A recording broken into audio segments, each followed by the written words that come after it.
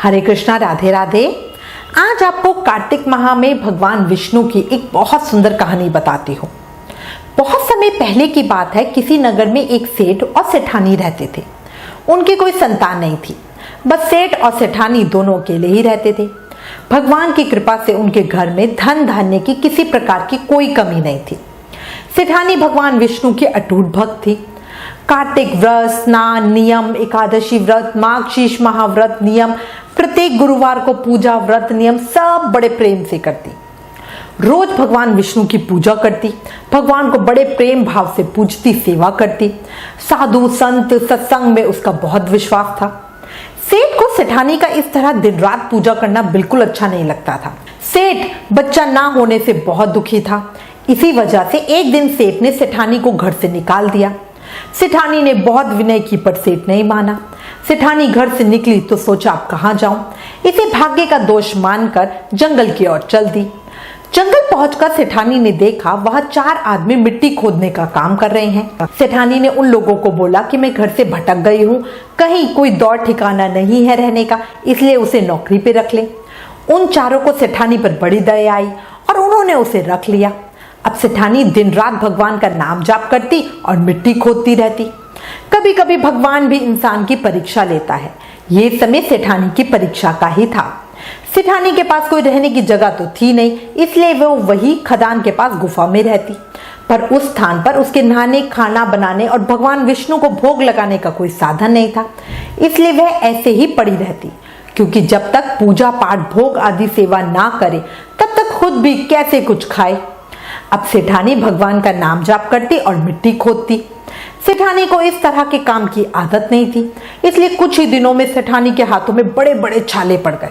तेज गर्मी में काम करने से सर के बाल भी उड़ गए। उन चारों आदमियों ने जब सेठानी की ऐसी हालत देखी तो बोले, बहन लगता है तुम किसी अच्छे घर की महिला हो, तुम्हें काम करने की आदत नहीं है, तुम ये काम रहने दो और हमारे घर का काम कर दिया करो। वह चारों आदमी सेठानी को अपने साथ अपने घर ले आए। वह चारों आदमी अकेले रहते थे, इसलिए उन्हें कुछ खाना वाना तो बनाना आता नहीं था। वे तो रोज 4 मुट्ठी अनाज लाते और कच्चा ही सभी बांट के खा लेते। सेठानी ने देखा तो उसे बहुत अजीब लगा। वह उन्हें बोली, भैया कल से 8 मुट्ठी अनाज लाना। उन्होंने सोचा सेठानी ज्यादा खाती होगी इसलिए इतना मांग रही है। अगले दिन वह 8 मुट्ठी अनाज ले आए। सेठानी पड़ोस से आग मांग लाई। उसने बढ़िया भोजन बनाया, भगवान विष्णु को भोग लगाया, फिर सभी को खाने को दिया। सारे भाई बोले, बहन हमने तो आज तक इतना स्वादिष्ट भोजन कभी नहीं खाया। सेठानी ने कहा, भगवान का भोग है तो स्वाद तो होगा ही। अब सब कुछ बढ़िया सा होने लगा। चारों भाई सगी बहन की तरह ही सेठानी का बहुत ध्यान रखते। उधर सेठ जी के घर में सेठानी के जाने के बाद सेठ का बुरा समय आ गया। व्यवसाय में बहुत नुकसान हुआ। घर में चोर घुस गए तो सारा सामान ले गए। सेठ भी भूखा प्यासा रहने लगा। आस पड़ोस के सभी लोग कहने लगे, ये तो सेठानी के भाग्य से खाता था। सेठ को भी बहुत पछतावा होता। एक दिन सेठ अपनी सेठानी को ढूंढने चल पड़ा। उसे ढूंढते ढूंढते वह भी उस जंगल में पहुंच गया जहां वे चारों आदमी मिट्टी खोद रहे थे। सेठ ने उन्हें देखा तो कहा, भाई मुझे भी कुछ काम दे दो। उन आदमियों ने उसे काम पे रख लिया, लेकिन मिट्टी खोदने से सेठ के भी हाथों में छाले पड़ गए और सर के बाल उड़ गए। सेठ की ऐसी हालत देखकर चारों बोले, लगता है भैया तुम्हें काम की आदत नहीं है, तुम हमारे साथ चलो और हमारे घर में रह लो। सेठ उन चारों आदमियों के साथ उनके घर चला गया।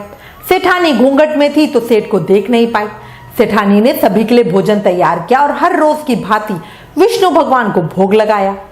उसने उन चारों भाइयों को भोजन परोस दिया, लेकिन जैसे ही वह सेठ को भोजन देने लगी तो भगवान विष्णु ने उसका हाथ पकड़ लिया।